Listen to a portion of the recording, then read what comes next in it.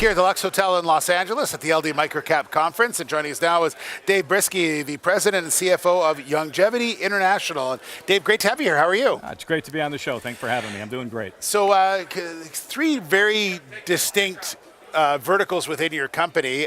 Ones I'm sure people would never think of: coffee, hemp, and then direct, which is, so tell me a little bit about how this company is put together. Well, we're in three distinct reporting segments. We trade on the NASDAQ under the symbol YGYI, which you said. And so in those three segments, we are in commercial coffee, essentially, and that's field to cup.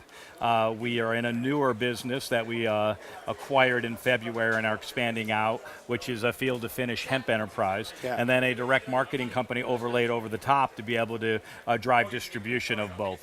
That's amazing. Let's talk about coffee first. You've got two different places for coffee. You've got Nicaragua and then in the United States. So tell me a bit about the Nicaragua operations. So the Nicaragua operation is really a grow operation. We own 1,000 acres in the Nicaraguan rainforest and have just completion of one of the largest processing facilities in Nicaragua. So that's really green coffee distribution. Yeah. And then in the United States, we have about a 60,000 square foot roasting operation where we roast, package, and grind in every format coffee any way you want to deliver it. Mm-hmm. And so the combination of those two businesses has delivered over 100% growth here in 2019.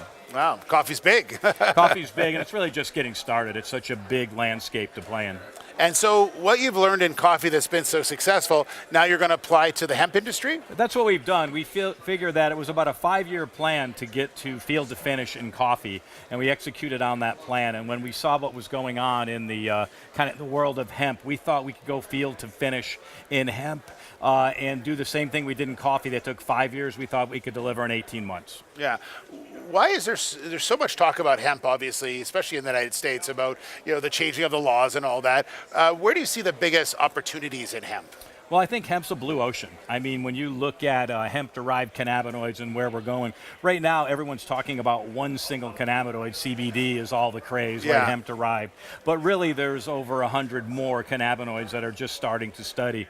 And we think at the end of the day, our opinion is that there'll be three landscapes that people will play in. The FDA is having a say right now. So from that standpoint, when we look at the world of supplements, which is what our direct selling business was built on, the supplement business really isn't necessarily governed by the FDA. They don't have oversight, but they do have oversight on labeling, right? And they have oversight on health claims. So that's where you have to be really, really careful. So that's a good entry point for hemp-derived cannabinoids. But when you look into then food products, the FDA can really assert themselves a little bit more. Obviously, we're in the coffee business, so know a bit about food level products. And then the more upscale end of the business is pharma. And we think ultimately the FDA will rule and guide folks that there will be a place for hemp-derived cannabinoids at pharma level, food level, and supplement level. So that's why we're really excited about the space. Okay, and last question is 2020. What do you see for your vision for 2020? So in